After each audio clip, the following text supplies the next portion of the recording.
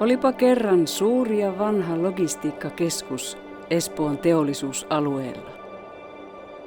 Sen käyttötarkoitus oli tullut tiensä päähän ja se murehti kovasti tulevaisuuttaan, peläten jäävänsä yksin ikuisiksi ajoiksi. Ehkäpä jotkut vielä löytävät minut. Jaksan kyllä odottaa, logistiikkakeskus totesi toiveikkaana. Eipä aikaakaan, kun lähimetsistä saapui joukko uteliaita seikkailijoita.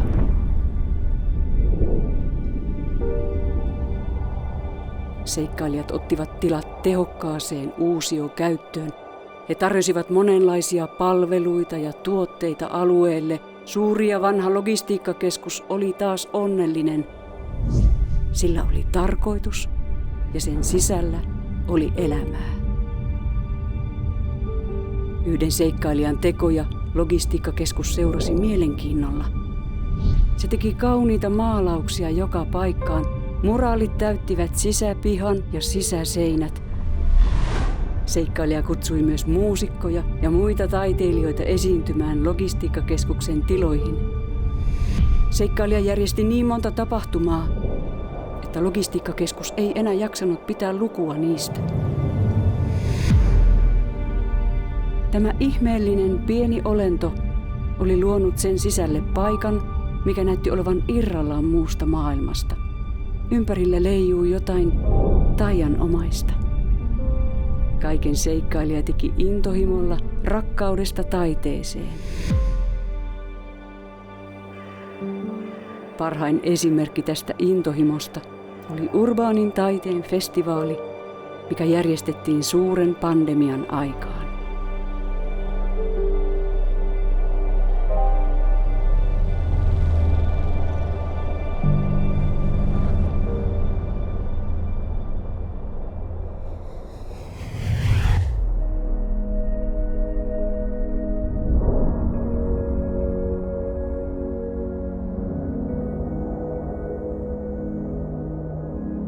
Eli tervetuloa, Roosa oli tosiaan mun nimi ja Kera-kollektiivilta oon tästä porukasta, kenen kanssa me ollaan tehty tänne Keran halleille tätä taide- ja kulttuuripuolen juttua. Ja mä en tiedä kuin tuttu tää hallit ylipäätään teille on, että tämähän on siis S-ryhmän eli Inex Partnersin entinen logistiikkakeskus, missä me ollaan nyt, ja 2017 tää on jäänyt tyhjilleen, kun S-ryhmä on muuttanut Sipooseen täältä entistä isompiin tiloihin, ja sen jälkeen tää sitten vähän niin kuin tässä oli pohdinnassa, että mitäs tälle tilalle tehdään, niin tää avattiin sitten tämmöiseen väliaikaiskäyttöön.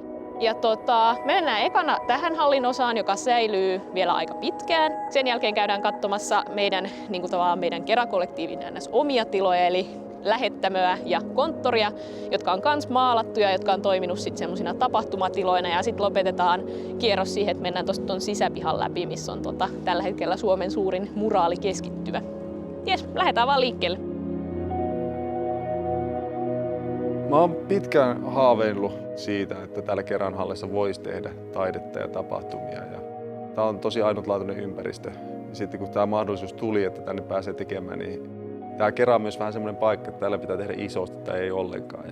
Ja Concrete sopii siinä mielessä myös tosi hyvin tänne, että sitten tänne tuli oikeasti paljon taiteilijoita, ne täytti nämä isot tilat. Ja tästä saatiin tämmöinen suosittu juttu, että matkailijoita tuli kauempaakin katsomaan.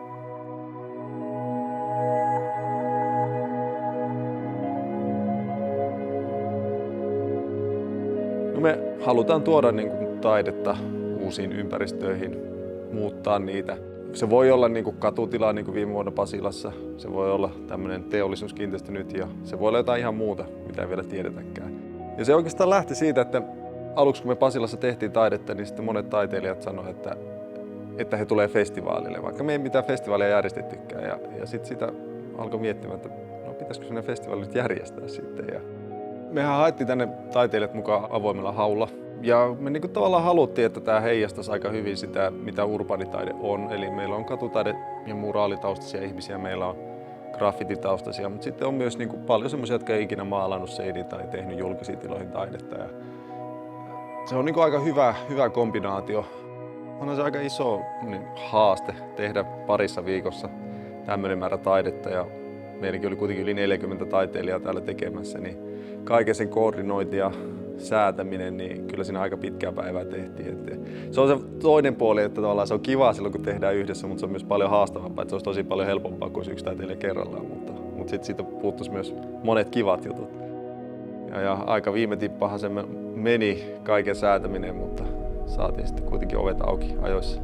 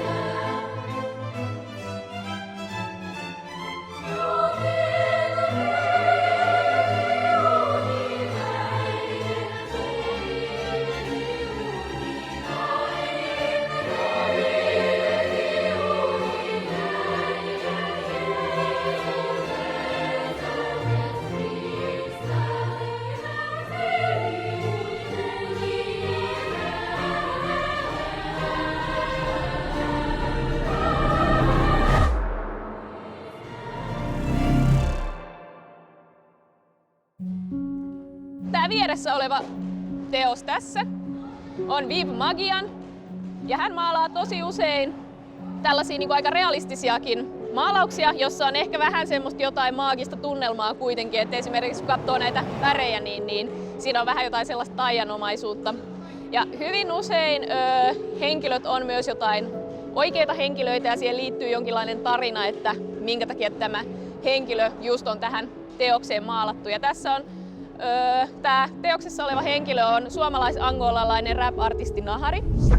Kohdattiin sosiaalisen median kautta, työskennellään luovalla alalla ja sitten sattumoisin hänellä sattui olemaan biisi-julkkarikeikka samana iltana, jota mä menin sitten katsoa ja oli vaan silleen, että vitsi mikä meininki.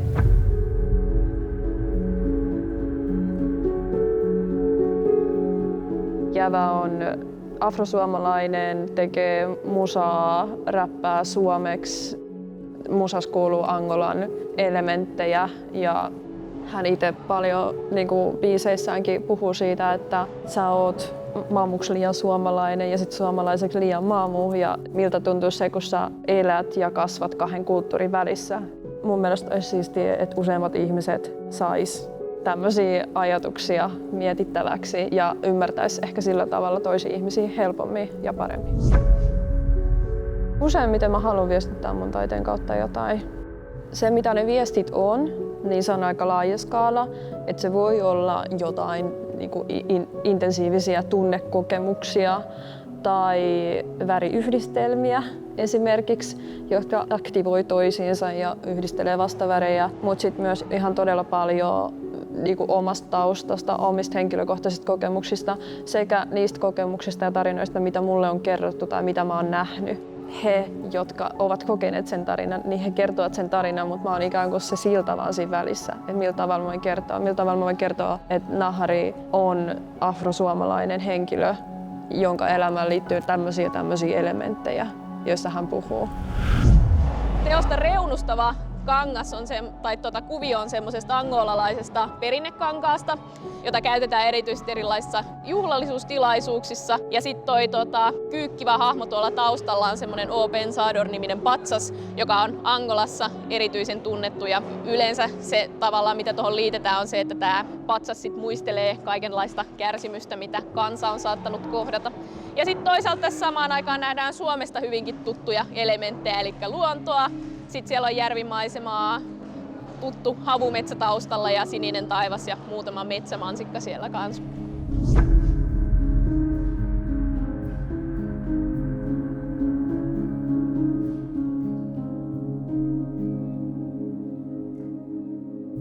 Hei, Hei, kiitos. Pysty olemaan. Kiitos.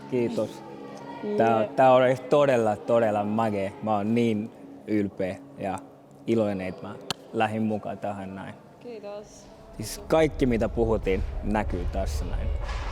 Ei voi olla enemmän ylpeä angolalainen ja suomalainen saman aikaan. Yeah.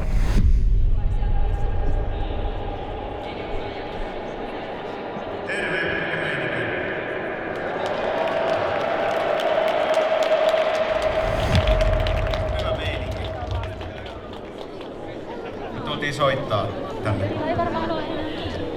Tervetuloa.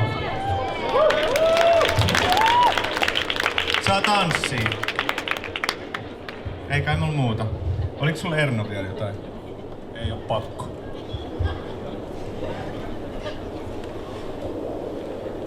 Oliko toi hyvä speech?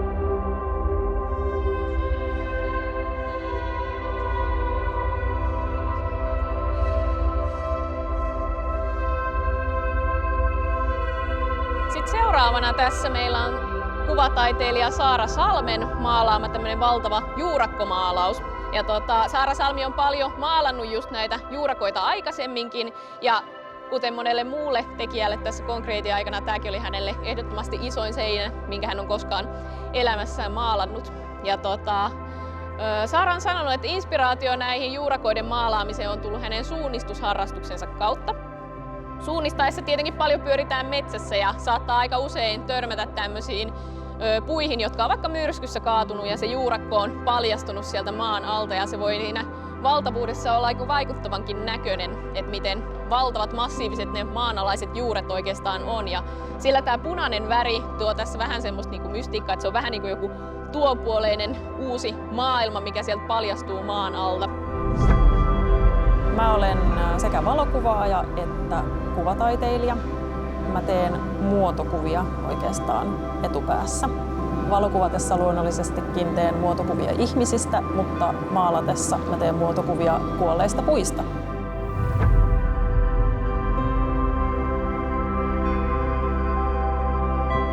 Mä vähän niin kuin rinnastan ne alitajuntaan, kuinka juuret on siellä.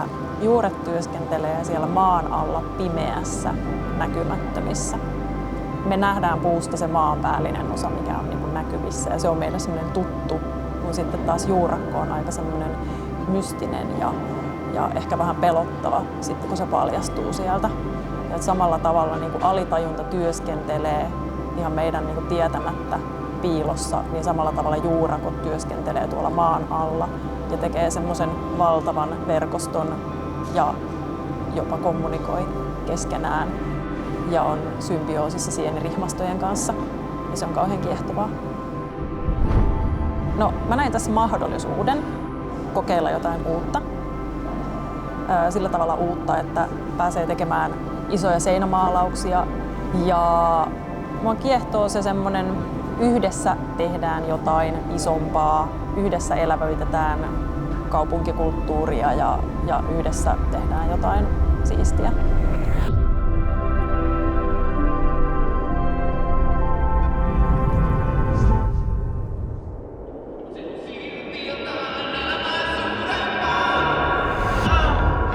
Sinä, enkä minä, enkäs molemmat yhdessä. Se on silti jotain elämää suurempaa. Illitä meinikö, let's go! Siitä sinä, enkä minä, enkäs molemmat yhdessä. Se on silti jotain elämää suurempaa. Se on silti jotain elämää suurempaa.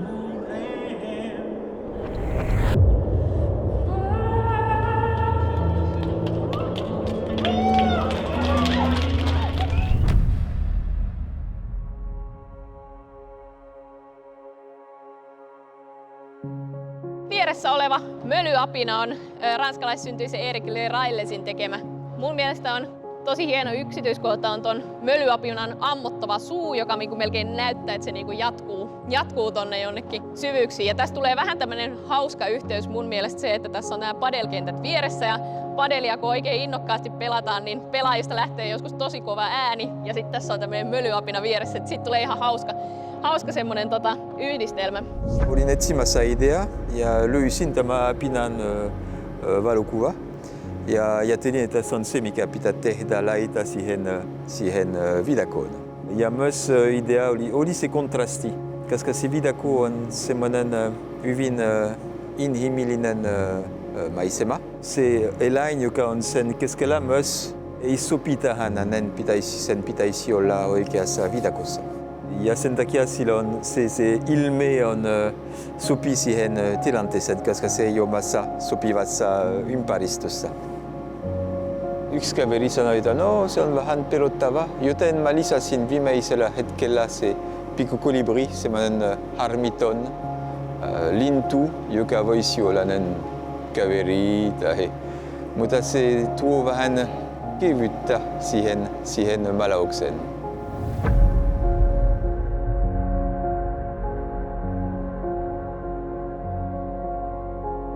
Joo, halusin tähän mukaan, koska se oli erinomainen tilaisuus tehdä iso kuva.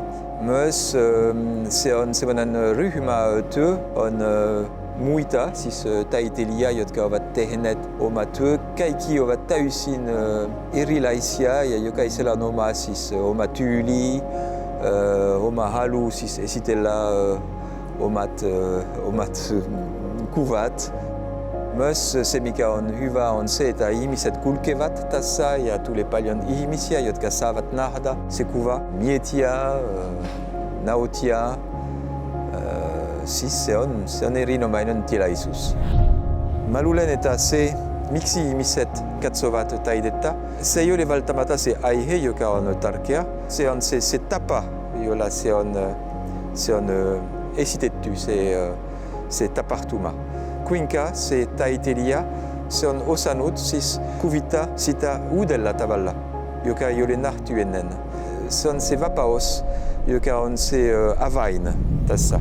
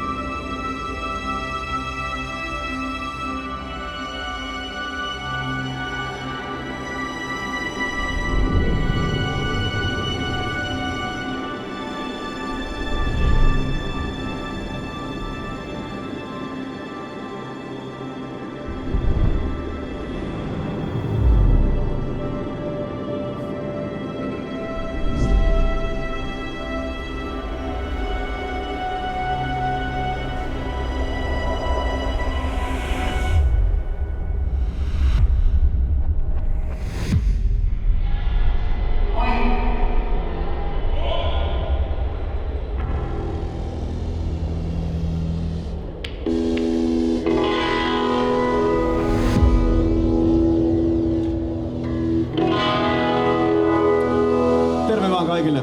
Me ollaan Puhelinseksi.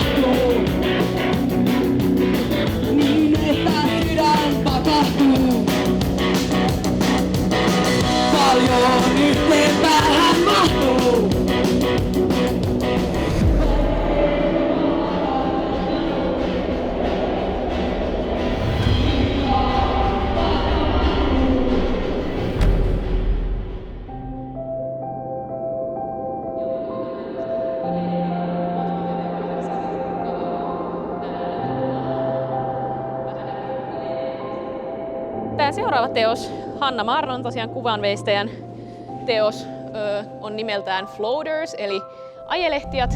Ja tää on tämmönen kaupunkitilan muunnelma. Ja mä oon tehnyt tänne tämmösiä pylväitä sillä ajatuksella, että mä jotenkin tykkäisin, että betoni muuttuisi semmoiseksi niin kuin pehmeäksi. Ja sitten tää tila on maalattu kauttaaltaan 3 eri sävyllä.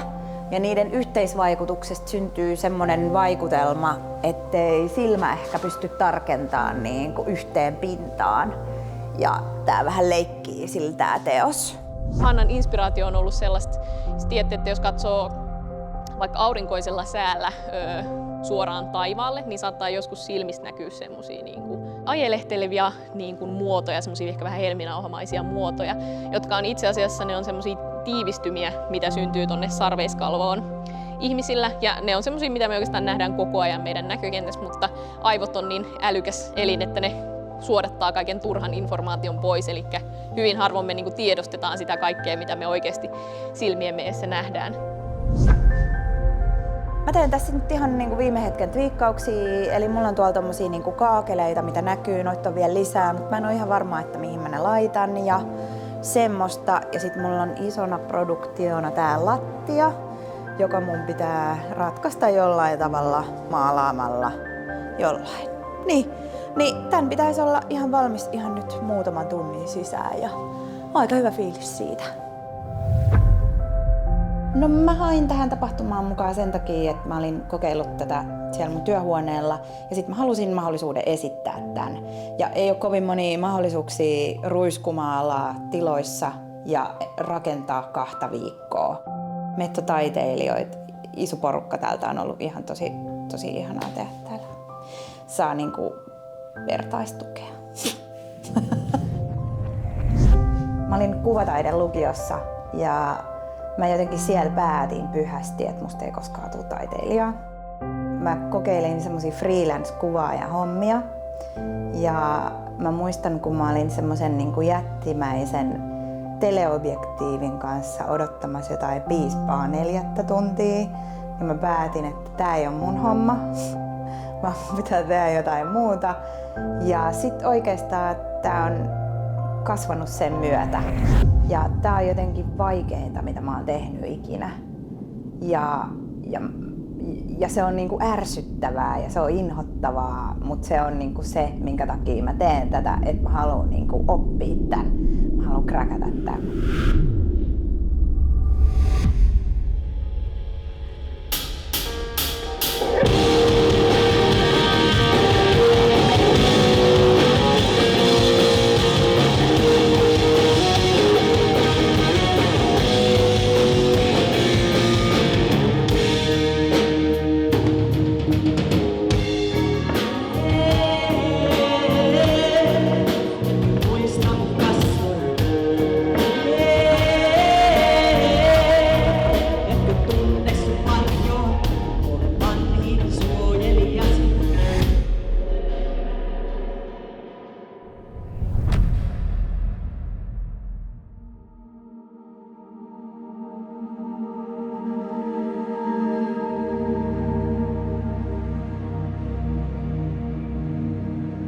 Eteisaulan kokonaisuus, Graffiti Professors, ryhmän tekemä.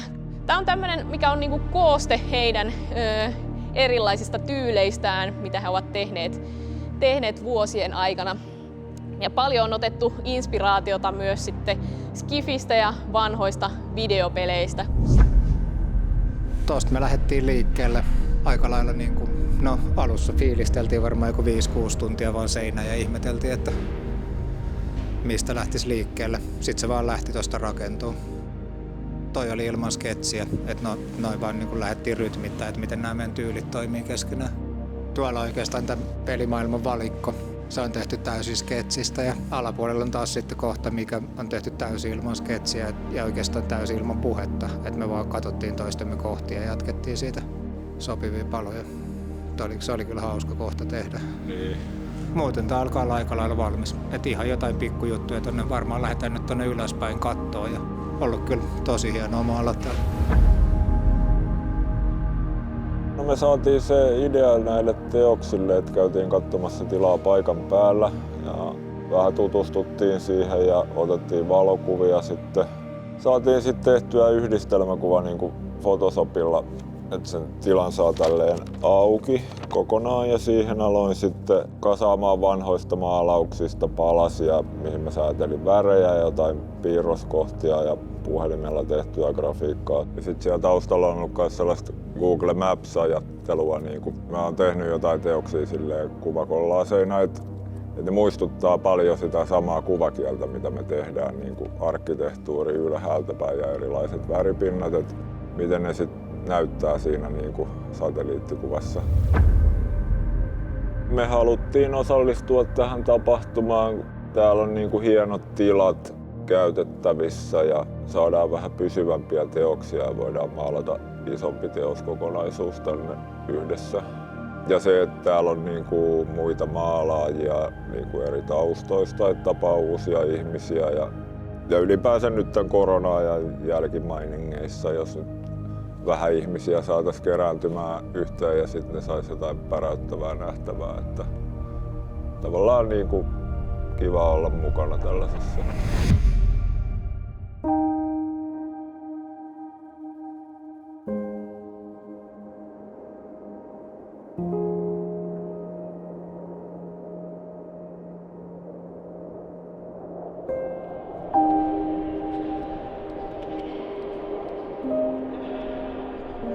Mun mielestä maailma kaipaa just tätä. Ja mä oon sitä mieltä, että kaupunki kaipaa tätä ja meidän sielun elämä kaipaa tätä.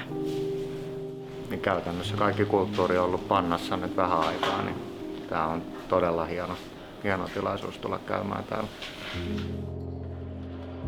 Kyllähän se korona aika paljon vaikutti tähän. Me kuitenkin haluttiin järjestää tapahtuma, festivaali, missä on paljon tapahtumia, keikkoja, keskusteluja, leffoja ja kaikkea tämmöistä.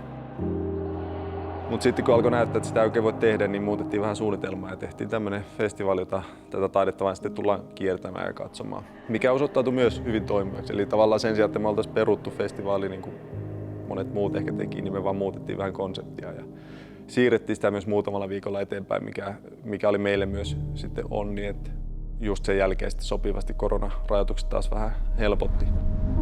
Kyllä mä oon ainakin digannut. Ja tosi paljon eri tyylisiä juttuja, että on ollut graffiti-juttuja ja sitten on ollut vähän tämmöisiä portfolio-asioita. Kyllä mä oon tykännyt. Että on ollut tosi paljon monipuolisia juttuja. Ehdottomasti hyvät fiilis. Kyllä. Siis hyvä paketti on saatu kasa. On. Todella hyvä paketti. Ehdottomasti. Lisää näitä. Kyllähän se yllätti, että miten paljon tänne ihmisiä sitten tuli. Ollaan kuitenkin paikassa, jota kovin moni ei edes tunne tai ei tuntenut aikaisemmin. Ja kuitenkin korona-aika ja muuten, mutta sitten sitä tosiaan ennen kuin avattiin ovet, niin siellä oli jono ulkona. Ja ensimmäistä jonossa oli tainnut tulla Lohjalta, että niin kuin saman tien niin kuin myös niin kuin Helsingin ulkopuolella tai pääkaupunkiseudun ulkopuolella kiinnosti, mikä oli tosi hienoa nähdä. Yes, I've definitely been enjoying myself here. I really like the way how the artists sort of use their colors and forms to really get to their own image or persona, and the way they use sort of perspective and framing to create sort of their own space is really nice. Also outside and inside. Ei ne asiakasvirrat sitten ikinä oikein sitä tyrehtynytkään, että jatkuvasti oli oikeastaan vain enemmän kävijöitä ja lopussa sitten 2 tonnia päivässä, että se alkoi olla jo aika hullua siinä vaiheessa. Meille tuli mieleen, me ollaan aikaisemmin asuttu Kööpenhaminassa, että tämä koko alue vähän muistuttaa sellaista Papierön, missä yhdistettiin niin kuin taide ja ruokailu ja erilaiset ravintolat. Ja jotenkin olisi tosi kiva, että täällä lähialueella olisi sellaista toimintaa. Yhteensä meillä kävi yli 10 000 kävijää ja olisi varmaan käynyt paljon enemmänkin, jos ei olisi ollut noin pitkiä jonoja. Että me jouduttiin ottaa sen verran vähän ihmisiä sisään, että sitten siinä välillä jonotusajat oli aika pitkiäkin. Että olisi ollut hauska nähdä myös, että miten tämä olisi sitten ollut niin kuin normaali aikana, kun olisi voinut järjestää tapahtumia ja ihmiset olisi voinut pyöriä vapaammin täällä. Mutta todella hyvä oli kyllä kaikin puolin ja ollaan tosi tyytyväisiä näihin kävijämääriin.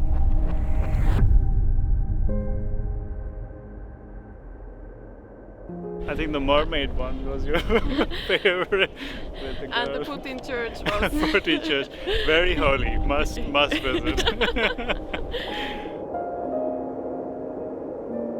No mä tykkäsin tämän toisen hallin niistä isoista töistä, jossa oli se Dobermanni ja sitten se sellainen vähän niin kuin avaruuskuva, niin se kokonaisuus, sen hallin kokonaisuus oli mun mielestä makea. Ja sitten mä tykkäsin siellä yläkerrassa niin siitä, että kun yhdestä ovesta katsoi, niin se koiran nenä ja kuono näkyi sieltä. Se oli mun mielestä ihana.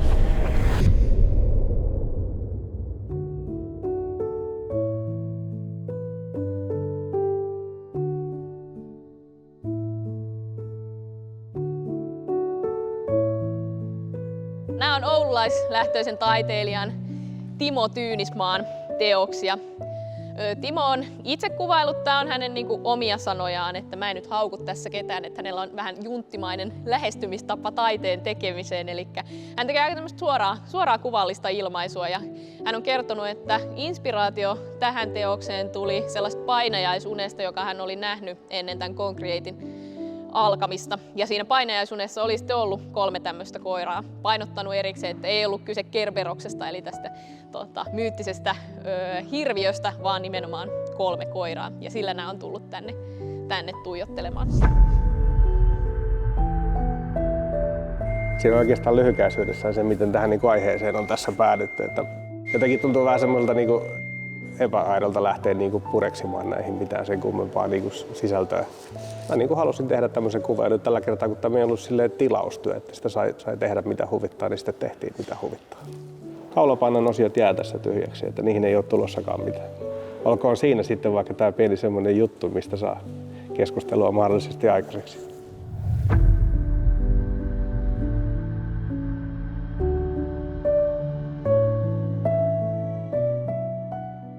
Mä halusin mukaan tähän tapahtumaan sen takia, että täällä pääsee tapaamaan näitä muita maalareita.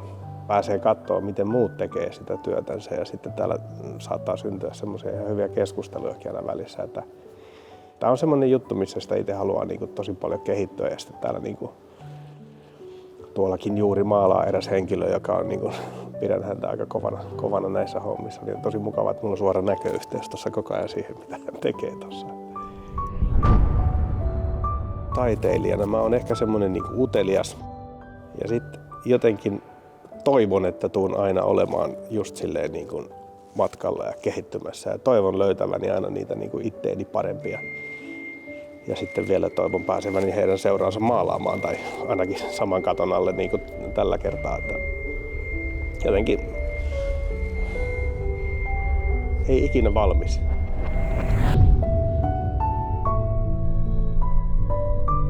Mä oon itse miettinyt, että mun mielestä näillä on vähän semmoinen kerjäävä katse näillä koirilla, että mulla tekisi hirveänä itsellä mieli käydä kiinnittämässä tonne joku luu tai joku muu vastaava herkku tonne toiselle puolelle sillalle.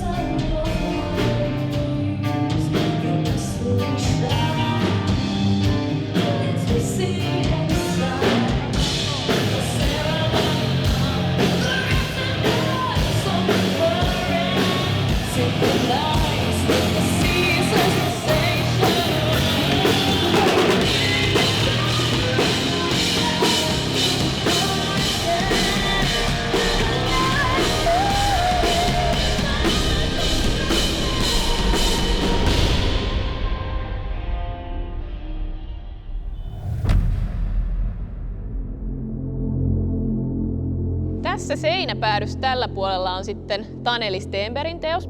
Silloin kun hän tänne tuli, niin hän aika suoraan lähti sitten maalailemaan tuohon seinään ja aika paljon otti inspiraatiota nimenomaan tästä tilasta, mikä tässä on. Eli huomaatte, että tämä seinä on tämmöinen 3 osassa.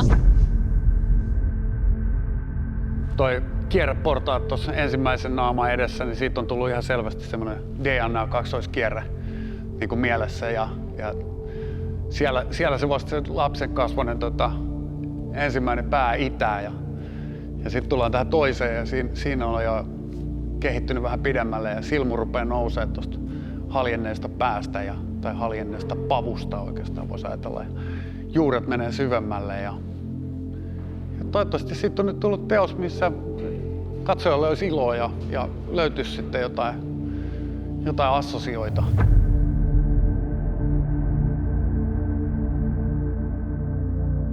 Täällä on puutarhayrittäjiä ja täällä on tämmöinen itu-firma ja sun muuta, niin jotenkin ne kaikki sitten loksahti kohdalleen. Et mä menin tavallaan sille ekalla idealla, mikä tuli ja siitä tuli tämmöinen niinku itävät päät idea ja jonkunnäköinen kasvutarina, missä olisi sitten niinku näkyisi, että jokaisessa ihmisessä on mahdollisuus kasvaa meissä kaikissa. Ja se on kiva, kun teos lähtee niinku sillä lailla helposti liikkeelle ja se niinku tavallaan rohkeasti vaan seuraat sitä ajatusta, niin sitä ei tarvitse niinku miettiä ja ne asiat sitten siinä tehdessä aukeaa. Et hetkinen, että tässä on tämmöinenkin puoli ja se tuntuu niinku hienolta, että siitä tavallaan löytyy yhtymäkohtia lisää. Täällä on ihmiset saanut aika vapaasti niinku olla luovia niiden ideoiden kanssa ja tavallaan tehdä semmoisia ideoita, mitä haluavat. Koska mä tavallaan niin maalaan muitakin ja teen tilaustöitäkin ja tällaisia näin, niin niissä monesti ne on niin pitkiä prosesseja ja tavallaan niissä tavallaan pitää tietää etukäteen, sä tiedät jo monta kuukautta etukäteen, että mitä sä oot menossa tekemään. Mutta tänne mä saan tulla sitten niinku vapaasti muutaman päivän ajan vaan niinku vähän fiilistelemään, vähän niinku hahmottelemaan ajatuksiaan seinälle.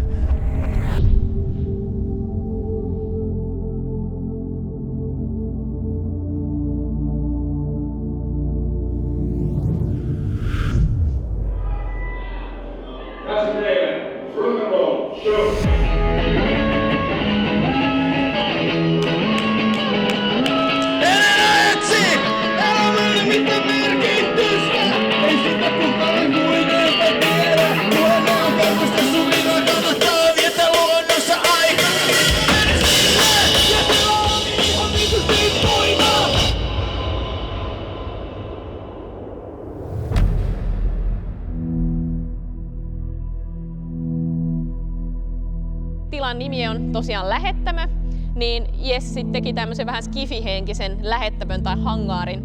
Tuossa on tosi hieno toi niinku syvyysvaikutelma, mikä siihen on tullut, ja aika moni näistä teoksen yksityiskohdista on sellaisia, mitkä Jesse on lisännyt vasta tässä paikan päälle. Et esimerkiksi toi keskustan vaalea osa oli luonnoksessa vaan semmoinen valkoinen läntti, ja sitten se on tavallaan se maailma syntynyt tänne sen tekemisen yhteydessä. Mä inspiroiduin tosi paljon tästä vanhasta teollisuushalli-meiningistä ja tästä, että oli lähettämö, ja halusin tehdä tämmöisen skifi-version, missä lähetetään ehkä jotain raskaita kuormia hankalaan dystoppiseen maailmaan. Aika synkeistä olosuhteista ja kaikki aika harmaata. Ja toisaalta tähän tulee se lava ja mä halusin, että jos tähän tulee jotain värivaloja, niin sekin on aika siistin näköistä, sit kun on tommonen harmaa sävy duuni, niin sitten niillä kikkailla. Kyllä hauska maalata.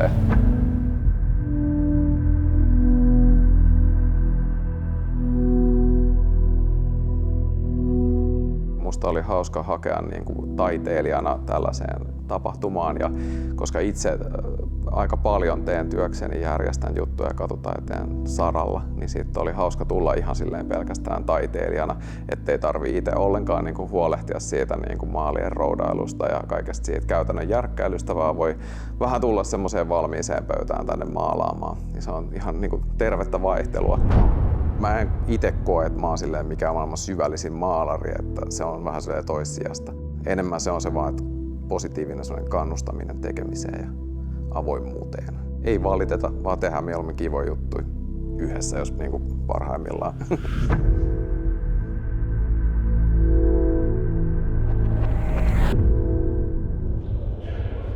Thank you.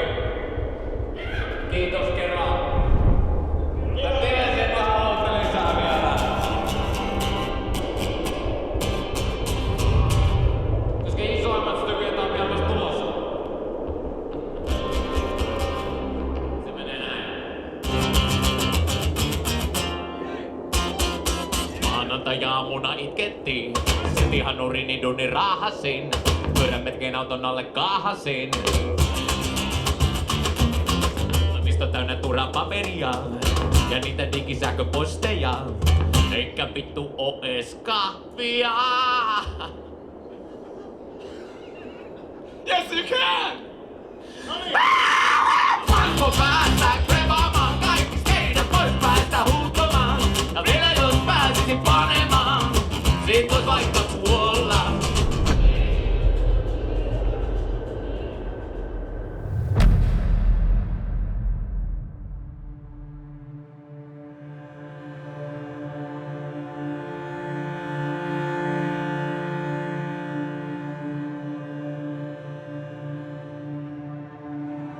Tämä seuraava teos tässä on Timo Ahjotulen tekemä tämmönen mural sculpture, eli tämmönen niinku muraalin ja veistoksen yhdistelmä. Siinä on tosi paljon teräviä kulmia, varokaa niitä. Tässä on inspiraatio tullut teknologiasta, ja tää on vähän niinku tämmönen teknologia, joka niinku puskee, pirstaloituu sieltä seinän läpi ja muodostuu tämmöiseksi verkostoksi ja rakenteeksi, ja osa meneekin tonne niinku toiselle puolelle seinää. Aika lailla tässä on, sanoisin, noin puolet tällä hetkellä tehtynä, ja suunnilleen tänne asti pitäisi jatkua. Tässä mallaillaan viimeisiä nurkkia.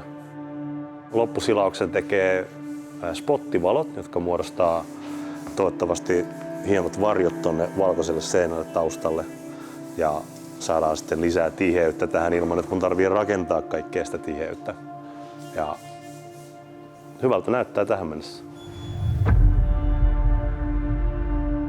Idea teokselle tuli katuja tallatessa, muraalimaalauksia katsellessa, ja ajattelin, että olisipa hienoa, jos tuohon saisi tehty jotain kolmiulotteista.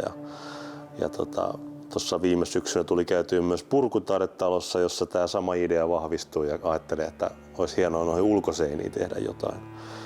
Ja se oli se alkuperäinen idea, eli muraaliveistos, mutta sitten voihan se sisätilaankin tehdä, ja se on vähemmän muraali, mutta kuitenkin sitten veistos tai installaatio. Ja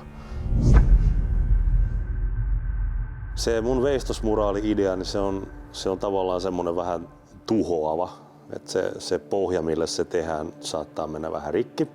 Ja sitten jos on joku uusi kohde tai uudisrakennus tai joku, niin siitä varmasti tulisi sanomista. Ja ehkä sitä ei saisi tehdä, mutta jos on tämmöisiä kohteita, niin siinä on aika vapaat kädet sitten mennä ihan vaan sen teoksen ehdoilla. Et se oli oikeastaan se, miksi mä tähän tartuin. Kun mä en oikeastaan mikään semmonen graffiti-ihminen muuten, mä oon ihan vaan semmonen enemmän klassista kuvanveistoa ja tämmöistä taidetta. Mutta sitten tää miljöö tälle teosidealle oli se, mikä myi sitten, ja kokeilin, että joskus kelpaisi näillekin. Tää on mun ensimmäinen tämmönen. En mä ennen mitään näin isoa tehnyt. Mutta tietysti semmoisissa aiheet on hyvin henkilökohtaisia aina taiteilijoilla. Se on ihan normaali käytäntö, mutta tässä tapauksessa nämä on vaan makeita muotoja. Ja sitten tietysti tämmöisessä ympäristössä niin se sopii tänne.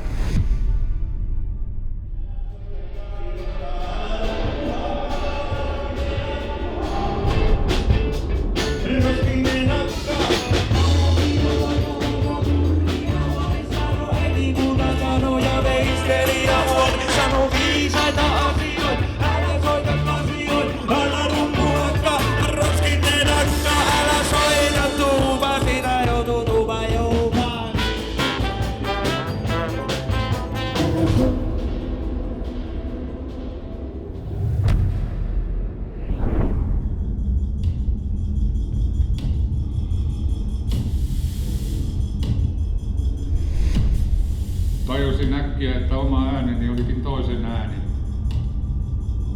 Ja oma tuntoni toisen tunto. Ja isä ja äiti minulle huusi. Ja sitten naapurin kova kundi. Ja tyttöjen katseet minua liikutti. Ja omaa kuvaa en hyväksynyt, vaikka taskussa oli kampa ja peili. Ja hiukset sai kasvaa, kunnes olin Jörö-Jukka. Ja takkini oli siisti ja se pestiin, kun en kääntääkään viitsi.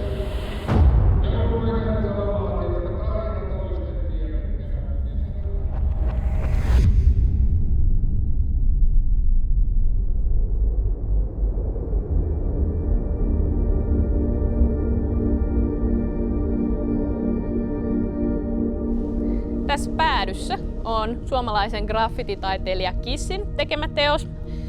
Kiss on hyvin pitkän linjan graffititaiteilija ja hän on hyvin yksiselitteisesti tätä kuvannut, että kaikki mitä graffiti on hänelle niin näkyy tässä teoksessa.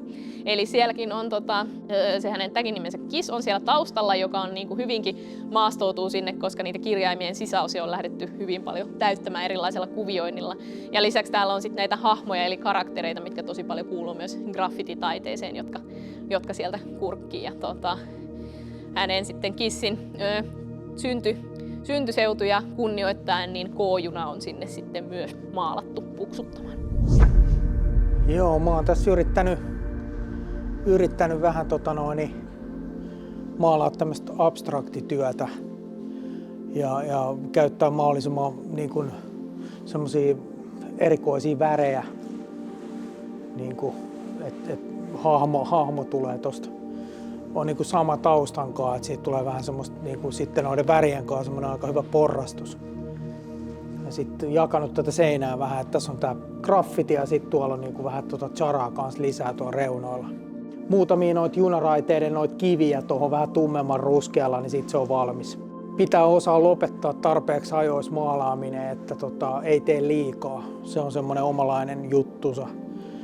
Ainakin mulla, että niinku pitää huomioida se niinku taiteessa, että pitää osaa lopettaa.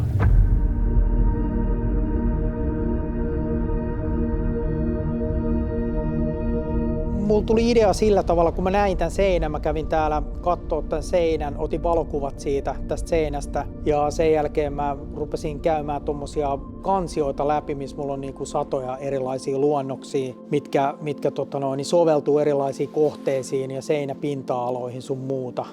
Että mä oon niinku tehnyt vuosien varrella paljon luonnoksia ja niistä on hyvä valita eri kohteisiin soveltuvia piirroksia. Tässäkin työssä, minkä mä oon tehnyt, niin vähän leikittiin tuommoisella niin kuin abstraktivärityksellä ja vähän haettiin semmoista erilaista ilmettä, graffitikirjaimiin.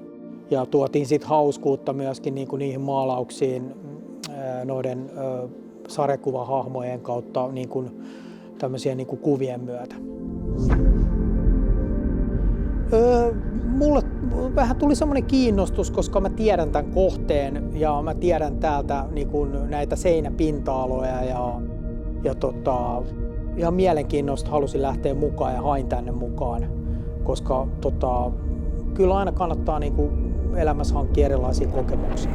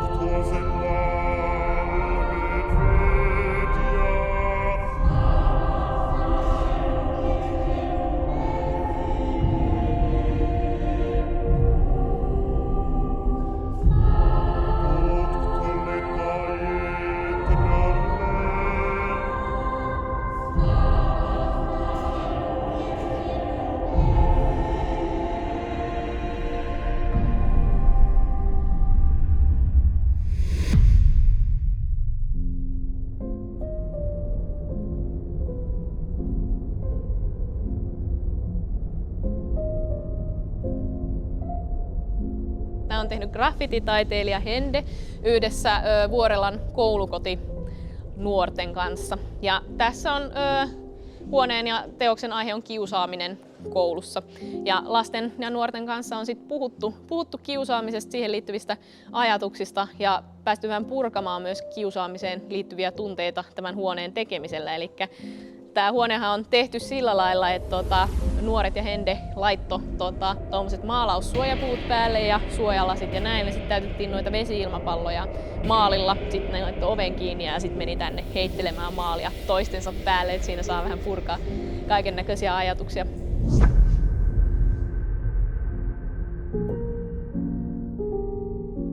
Sitten meidän osaston poikien lisäksi niin meillä on koulukodissa kaiken kaikkiaan vähän reilu parisenkymmentä, vähän vaihtelee se määrä, mutta noin parisenkymmentä nuorta sit siellä, jotka pääsi kans osallistumaan tähän hommaan ja mä vein heille tämmöiset kattopahvi levyt, mihin sitten sai tehdä joko valkoiselle tai sitten tälle beessille puolelle. Ja sieltä sitten annoin niinku mustan tussin ja sanoin, että laita sillä sitten fiiliksiä siitä kiusaamisesta jokaiselle.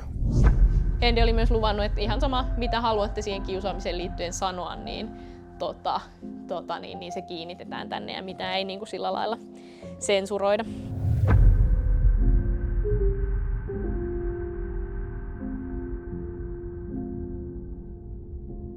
Sitten tässä kun me käytettiin noita maalaushaalareita, ne on myös osa sitä kokonaisuutta, että jokaisen näistä haalareista hirtän yhteen nurkkaan. Ja sitten tähän on lopuksi lisätty sit vielä, että katto laitettu hajalle ja sieltä tuommoinen vähän niin kuin pelastusköysi, josta pääsee kiipeämään sit johonkin. Tavallaan viestittääkseni sitä, että niinku se kiusaaminen ja tämmöinen negatiivinen ilmapiiri, niin se saattaa vaurioittaa jotakuta niin pahasti, että sit ikään kuin se henkinen minuus kuolee. Siihen viittaa niillä hirtetyillä tyypeillä, mutta sitten silti se lakanaköysi sitten ikään kuin kertoo, että pääsee pakenemaan myös, että sekin on mahdollista niin kuin tästä synkästä ympäristöstä.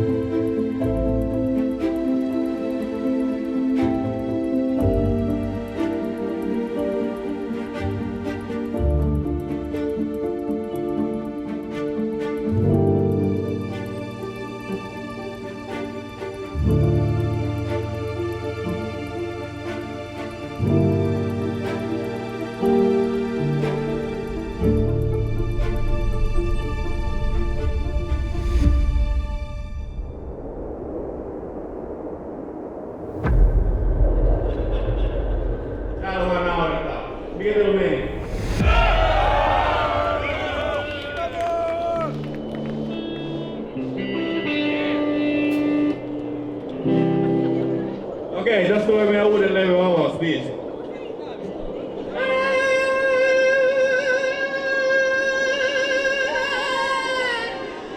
Tahtois olla ilman sua. Ilman talon lämmittävää. Lumisaiden päässä ilman. Ikkunat on jäässä ilman. Yli 9 meren etsin.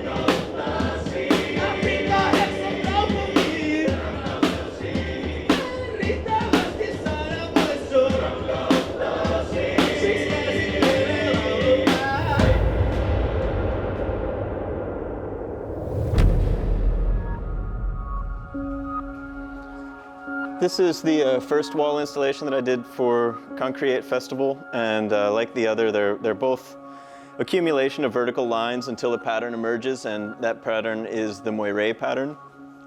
In the first one, it was all freehand. So each of the layers was one single color, and this ended up being about 5 layers until I got the balance and color that I wanted.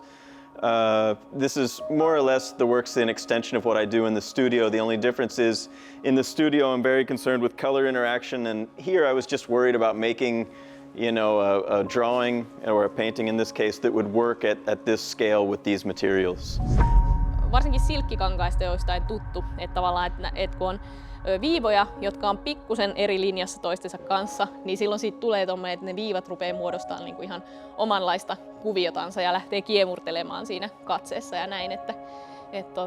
Tämä on monissa Andrewn teoksissa sit se lähtökohta, että hänellä on tämä seinä ja sitten yksi toinen seinä tuolla muualla. Tämä on semmoinen, jota katsoo läheltä ja katsoo kaukaa, niin helposti menee silmät sekaisin ja läheltä näyttää aivan eriltä, mitä sitten toisaalta kaukaa.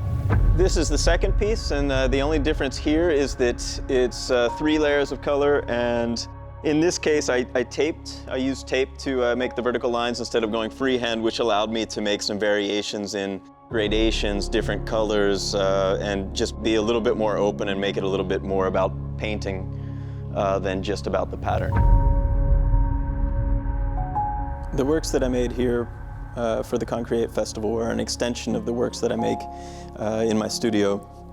And in the studio I'm really focused on color interaction and how to use that as metaphorically for different social issues and communicate ideas about social issues through color. The moiré pattern is one of the elements or tools that I use to communicate these ideas. Specifically for this installation, I was more concerned with just making paintings that worked. So paintings that were balanced color-wise, they were either harmonic or dissonant, but something that could be taken in and has a certain aesthetic that could be appreciated.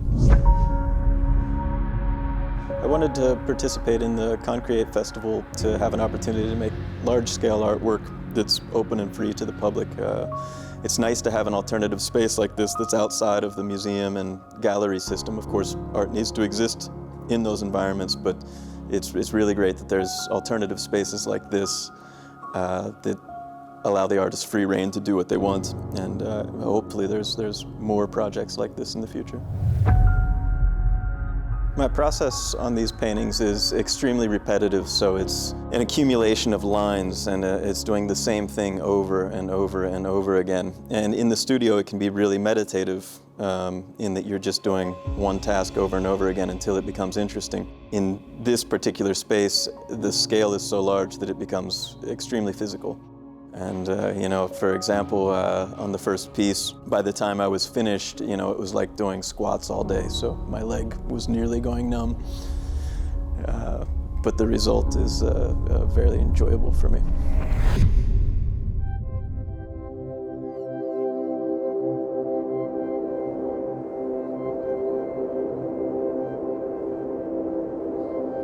Tampereelta tultiin tänään käymään ja katsomaan, kun tämä oli viimeistä päivää auki. Ja erittäin mielenkiintoinen. Ei välttämättä juuri sitä taidetta, mistä itse olen erittäin paljon pitänyt, mutta näkemisen arvon ehdottomasti. No itse asiassa vaimoni kertoi, että tuonne kannattaisi mennä. Ja silloin, kun vähän yli 30 vuotta ollut naimissa, niin silloin voidaan todeta, että kyllä sinne kannattaa mennä.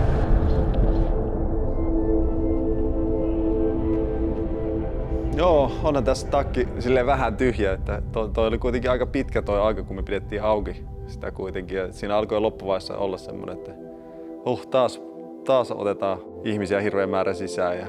Mutta sitten kun se oli ohi, niin alkoi silleen, että no, milloin seuraava, missä seuraava. Että aika äkkiä sitä kyllä alkoi sitten sormet syyhyämään jo, että mitä sitä pääsi seuraavaksi tekemään.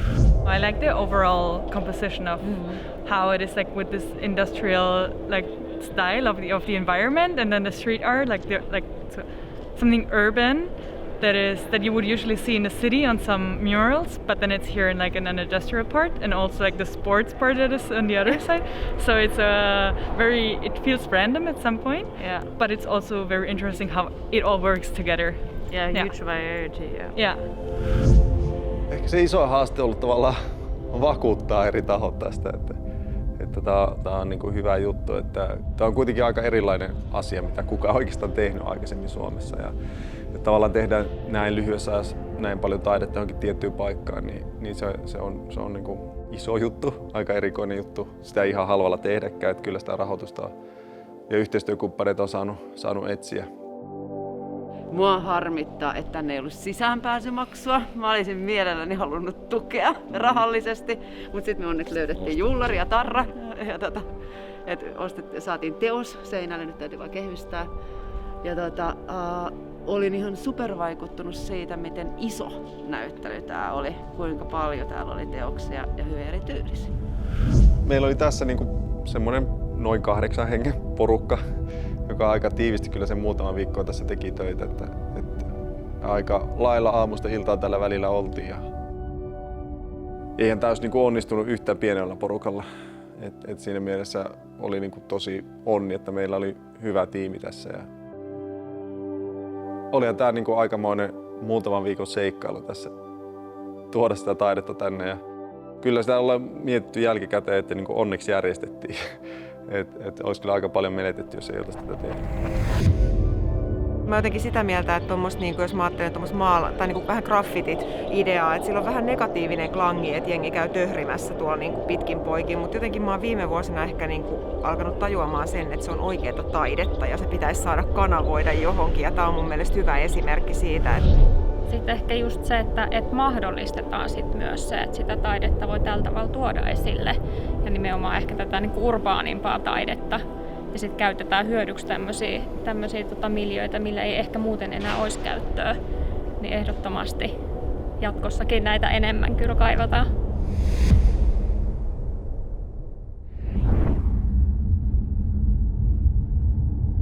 Mä kyllä näen sen kulissin läpi. Hymyjä ja harkittuja kuvakulmia kaikissa Beigen sävyissä. Aamulenkkejä, spontaaneja iltaunteja ystävien kanssa. Aina vaan uusia, innostavia mahiksia ja ovia, jotka vaan aukee. Kaveriporukan omat hashtagit, perinteiset vaput ja uudet vuodet, inside-lävät ja niin hauskat mökkiviikonloput.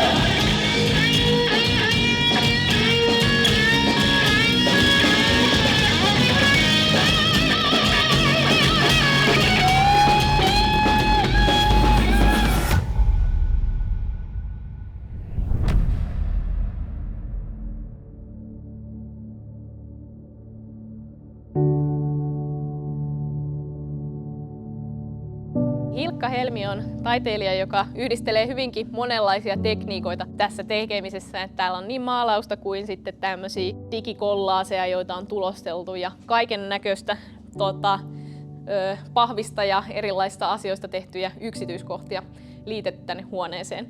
Tässä ideana oli vähän tämmöiset kuvitteelliset feministiset bileet jossain toisessa ulottuvuudessa, jossa paha patriarkaatti on jo tuhoutunut ja kukaan ei joudu sitä enää kärsimään ja saa bilettää miten haluaa. Ja täältä löytyy aika valtava määrä kaikenlaisia pieniä yksityiskohtia, kuten vaikka noi juustonaksupussi, joka tuonne on levinnyt, tai sitten täällä on muun muassa jääkaappi, josta löytyy käsi. Sille en osaa sen kummempaa selitystä antaa, mutta sitten näistä hahmoista löytyy myös semmoisia pieniä viittauksia erilaisiin julkisuuden henkilöihin. Et siellä on muun muassa krokotiili Sanna Marin ja sitten on Erika Wigman muuttunut kameliksi ja toimii myös sushi-alustana siinä. Tää on hirveän hauska tehdä, kun mä täällä saan naurukohtauksia vähän väliä mun omille ajatuksilleni ja miten tää alkaa elämään tää koko touhu. Et tällä hetkellä mun päässä soi toi Erika Wigmanin Syntisten pöytä ja tohon tuli semmonen iso syntisten pöytä ja nää tanssii siellä pöydillä ja muun muassa tämmöstä.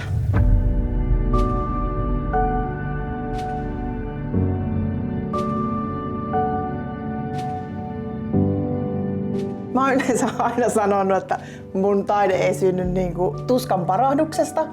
Tää nyt ehkä lähtikin syntymään sitten semmoista tuskasta, Se oli, mikäs tässä oli, niin kuin naisten päivä ja sitten some oli niin kuin täynnä kaikkea niin kuin, tasa-arvoasioita ja näin ja rupesi ahdistamaan. Ja siinä mä sitten niin kuin oikeastaan päätin, että tämän huoneen teos tulee olemaan niin kuin naisten niin kuin tasa-arvosta ja kehorauhasta ja bodypositiivisuudesta ja tämmöisistä asioista. Että semmoinen niin kuin tämmöinen feministinen teos. Mä lähdin mukaan tähän ihan siis, että ylitän itseni ja seuraava steppi tavallaan tähän mun taiteilijauralle. Että normaalisti mä maalaan tauluja ja niin tää oli nyt semmoinen niinku ihana haaste, että tuoda tavallaan se taulujen maailma nyt tämmöisen niinku tähän isoon huoneeseen. Ja samat mitä mä noita hahmoja on tehnyt aikaisemmin, niin ne on ollut aika pieniä. Niin nyt sekin niinku tosi ihana nyt, että saa tommosia niinku 2-metrisiä printtejä tänne. Niin että lähdin haastamaan itseäni. Kun mä katson ympärille, mä tajun, että on Espoossa. Ja sit kun mä katson tänne kehään, mun kauniilla, vihreillä, suloisilla silmillä, mä näen ehdotonta eliittiä. Ja sit kun mä katson tänne, niin mä näen suomalaisen showpainin alinta rukusakkia. Mä oon valmis ketä vaan painimaan! Mä oon paininut sua vastaan jo!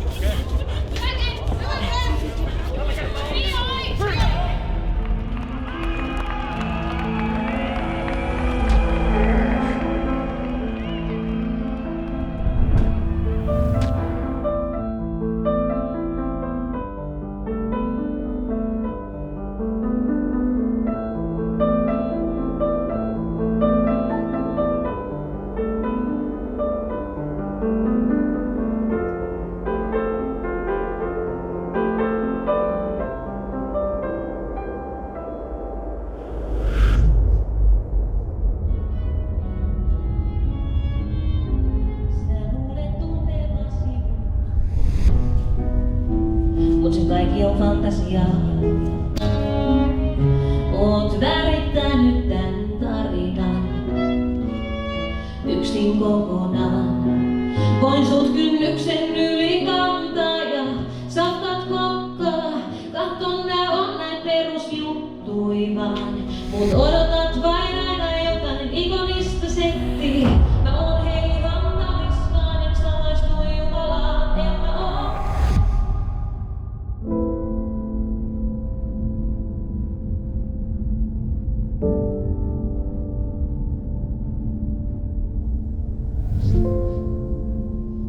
Keramiikkataiteilija Johanna Alanko on tehnyt tämmöisiä keraamisia Karjalan piirakoita osana hänen tämmöistä tutkimusmatkaansa, joka liittyy hänen omiin karjalaisiin juuriinsa.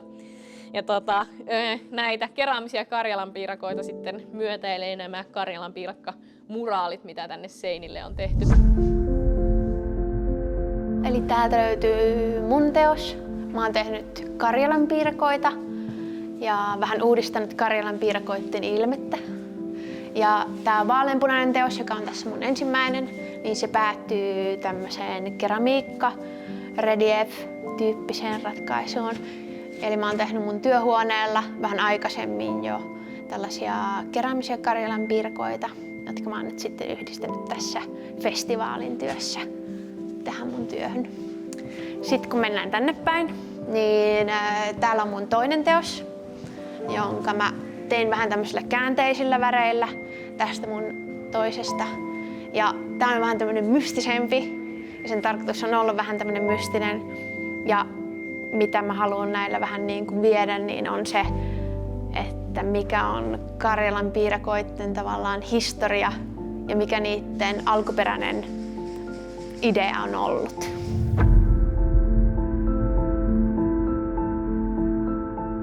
Idea tuohon teokseen tuli Italiassa, Grassinassa, kun mä olin siellä taiteilijaresidenssissä.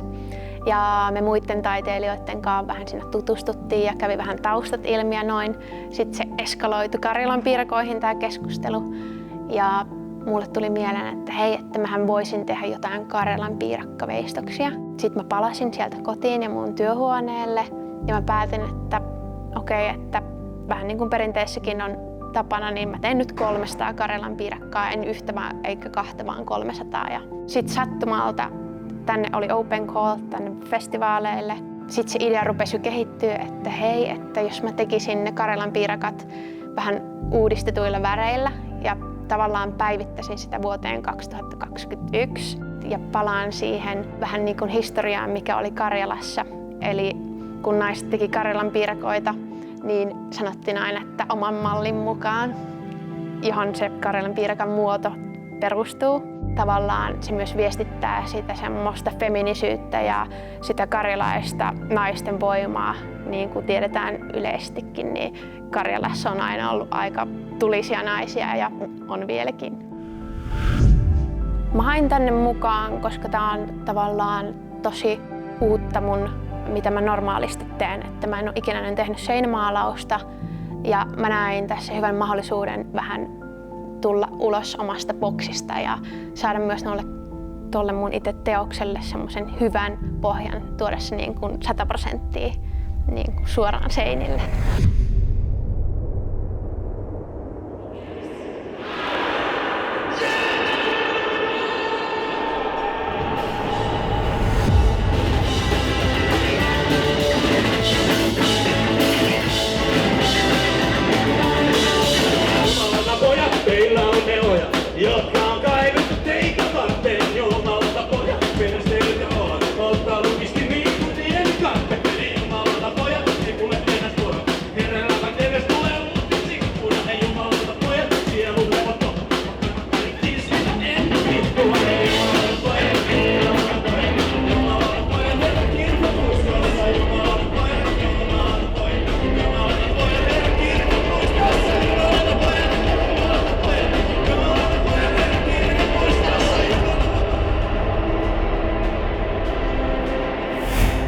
Minä olen Las Vegas ja minulla on ilo ja kunnia esitellä teille tämän ja viime vuosituhannen paras ja arvostetuin painija. Miehisyyden malliesimerkki.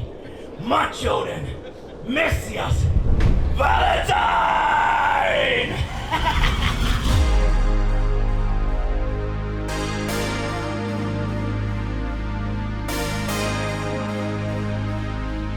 Äläkä mulle puhua siellä ollenkaan! Miestä voimaa vastaan asettuu naisellista voimaa from Mountain Ash Hill, Sonjay!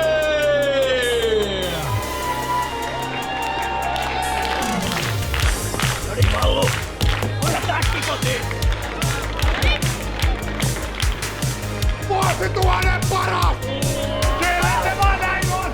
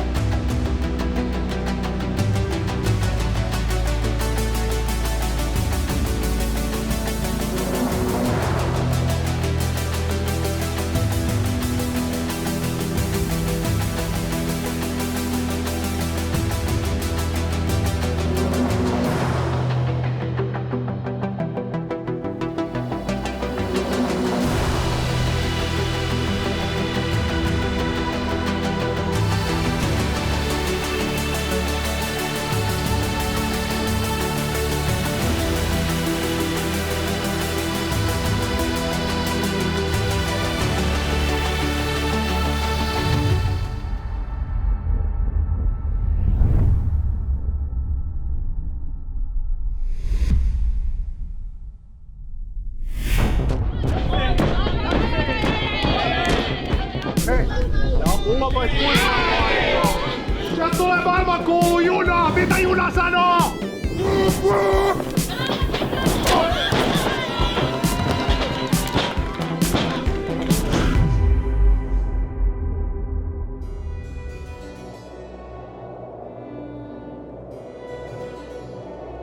Hilkka Helmi, jolla oli se bilehuone siellä konttorissa, se kuvitteellinen maailma, mikä tässä nyt on syntynyt, niin on semmoinen, jossa ihmiskunta on kauan sitten jo kuollut planeetalta ja eläimet saa rellestää ja tehdä mitä haluaa, eli vaikka syödä sipsejä, tommonen kaljahattu päässä ja syödä donitseja ja jättää pizzat valumaan pitkin lattioita, eikä tarvitse valittaa mistään sen enempää.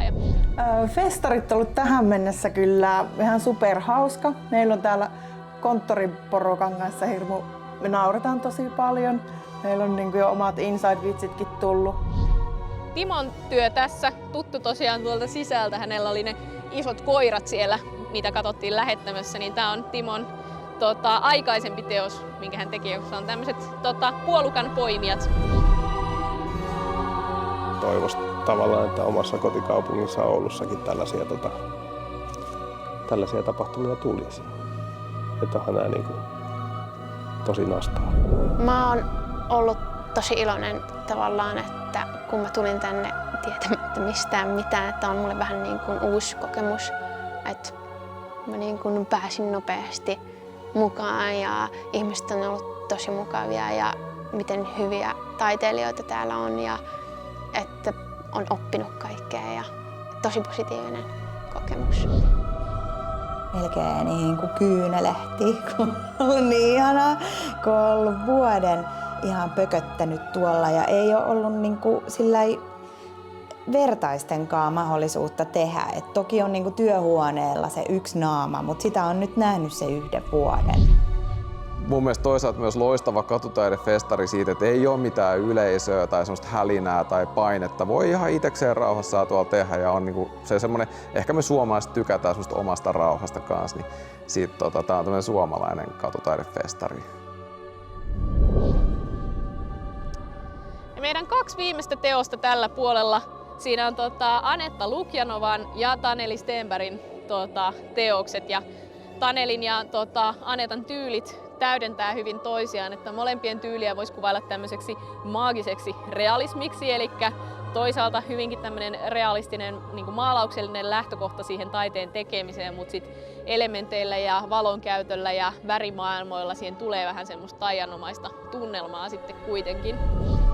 Se, mikä on puuttunut Suomen tämmöisestä katutaideskenestä tai seinämaalausskenestä, niin tavallaan on just se, että semmoinen, että oikeasti ollaan paikan päällä 2 viikkoa yhtäaikaisesti työskentelemässä. Siinä on hieno semmoinen yhtenäisyyden tunne ja tuetaan toisiamme ja voi huutaa kaveria pitämään tikkaita, kun sä kiipeät korkealle. Ja todella mainiota. Semmoinen pointti koko tämmöisessä festarissa ja ylipäätään seinämaalaamisessa, graffititaiteessa, kaupunkitaiteessa on se, että taiteen ei tarvitse olla sellaista, joka on jossakin galleriassa, hienossa galleriassa, vaan se voi olla niin paljon niin kuin muutakin.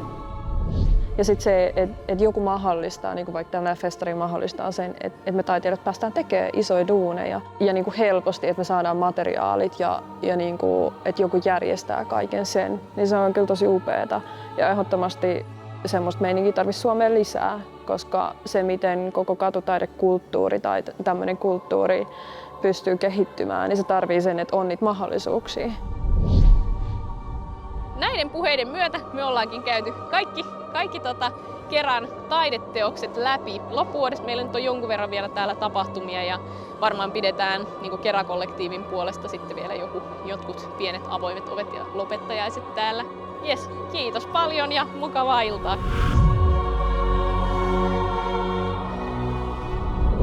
Tämä on siis Kera-kollektiivin ja Keran hallin viimeinen tapahtuma.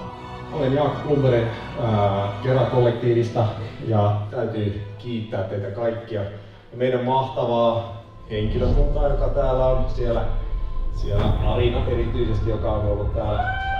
Annetaan isoksi Arinalle! joka on ollut täällä pyörittämässä näitä Keran hommia. Viimeinen Keran hallien esiintyjä Päät Sauna. Annetaan iso käsi heille.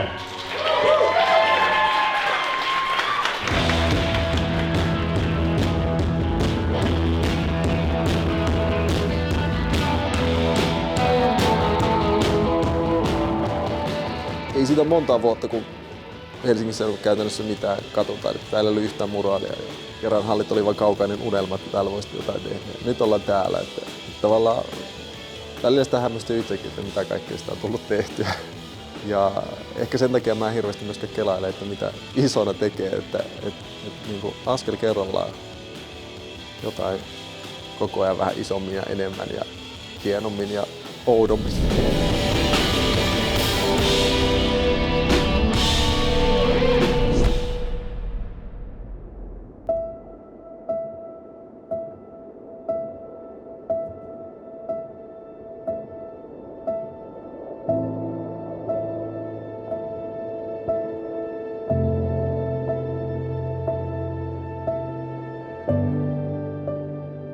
Kaikki hyvä loppuu aikanaan. Näin tulee käymään myös Logistiikkakeskukselle. Lähivuosien aikana se tullaan purkamaan pois. Tilalle tulee nousemaan jotain uutta ja hienoa. Ainakin näin Logistiikkakeskus haluaisi tapahtuvan. Se ei pelkää sitä hetkeä, kun purkukoneet tulevat sen luokse. Logistiikkakeskuksen ei ole tarvinnut olla koskaan yksin, mikä on elinehto jokaiselle rakennukselle. Se oli onnellinen kaikista niistä seikkailijoista, jotka olivat asuneet sen luona. Kun aika koittaa, kaikki ne asiat, mitä hallit olivat tarjonneet, kaikki se taide, millä sen seinät oli koristeltu, tulevat katoamaan jäljettömiin. Silloin myös Kera-kollektiivi jatkaa matkaansa, vieden urbaanin taiteen ilosanomaa eteenpäin maailmalle. Mutta silloin tällöin se pysähtyy muistelemaan tätä vanhaa logistiikkakeskusta lämmöllä. Kuinka se tarjosi mahdollisuudet inspiroitua ja tehdä jotain ainutlaatuista. Mutta joku voisi vielä kysyä, että miksi kaikki tuo vaiva, etenkin taiteen eteen, jos kaikki vain lopulta tuhotaan? Jos tätä kysytään taiteilijoilta, ketkä jättivät jälkensä logistiikkakeskuksen seinille, vastaus on hämmästyttävän ilmeinen. Moni taiteen muoto on väliaikaista. Tärkeintä on kuitenkin se kokemus, mikä jää muistoihin. Näin siitä tulee ikuista. Näin myös Logistiikkakeskuksesta tulee ikuinen. Joten, rakas katsoja, mitä ikinä sinulle tapahtuukaan, muista tämä. Älä luovuta, vaikka seinät sortuisivat. Hyvää yötä.